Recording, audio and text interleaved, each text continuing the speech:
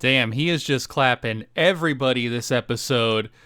Goma is on fire. Dabura, he really dropped the ball by losing that eye, man. If Dabura got that eye, just imagine how powerful Dabura would be. I said this last episode, but man, Dabura really, really effed up here. He could have been like freaking Beerus level, okay, with that eye, if King Goma, who's like weaker than Babidi, is this strong. Like, this is insane.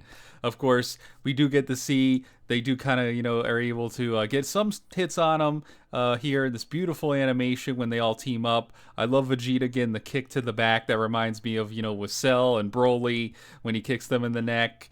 And it has like no effect, poor Vegeta. But really, you saw Goku shot, didn't do nothing. Really, they had to pull out their best. And that's the other thing that's really the talk of the town here is at the end. Apparently, they run out of those little gummy things, so Vegeta's not able to power back up. But somehow Goku, he's able to power up to Super Saiyan 3. He still gets that energy in him, and we get to finally see mini Daima Super Saiyan 3 Goku. And it got me thinking, too, they were going to make their wish if they defeated Majin Buu to be adults again. I wonder how they would have fared as adults versus King Goma. Like, how much is the power difference in Daima between adult Goku and the mini chibi Goku? Like, what is the difference in power? That's something really to think about. But either way, definitely King Goma's power increase is insane. Like, that's for sure. Like, we already know, like, the Taigami is, which I love that he joined the fight this episode. We really know all of those guys are like Dabura level, a little bit stronger than Dabura because Dabura couldn't beat them. So the fact that Goku was able to defeat them and Majin Buu, that would make them already kind of like, close to Buu level or Buu level as in these chibi forms. So you imagine as adults they'd be even like more ridiculously powerful than the fact that it's interesting to think about when you factor in fusion, all that. But and that's another thing. Are we going to get fusion? Are we going to see fusion? Are we going to get to see Daima Gogeta? Are we going to get to see it? Are we going to see Vegito? Are we going to see the fusion with those little gummy things? It makes you wonder. A lot of people don't want it, but it's something that we might see. Personally, I don't really mind either way, but it would be cool. It was also cool. We got, the arena.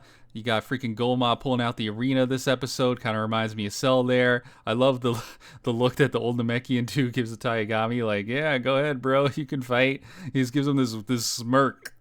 And it's almost like the Taigami didn't want to fight, so he like puts a spell on him to go fight. It was hilarious. It was very wholesome when Irinsu sends her boys to go fight.